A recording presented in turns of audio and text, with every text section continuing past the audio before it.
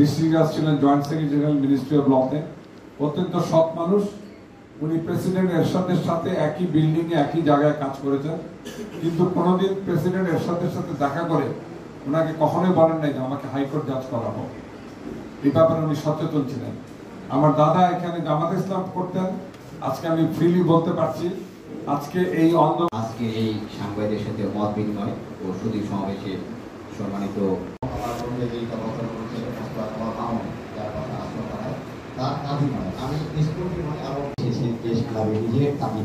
এই সময়টা কেউ আসেন, আপনার কি মনে হয়? তার মানে অবশ্যই স্যার আপনাদের পাশে থাকবে। ধন্যবাদ সবাইকে। স্যার আপনাকে অনেক ধন্যবাদ। ঠাকুরগাঁ প্রেস ক্লাবের সম্মানিত সভাপতি আমার বন্ধু মিঠুকে ধন্যবাদ জানাচ্ছি। আমার ইতিমধ্যে প্রেস ক্লাবের সাধারণ সম্পাদক তিনি রেডিওতে কাজ করেন, উপস্থিত হতে পারেননি, সের জন্য আমি আন্তরিকভাবে দুঃখিত। হাসান সাহেব সম্পর্কে আমার সাংবাদিক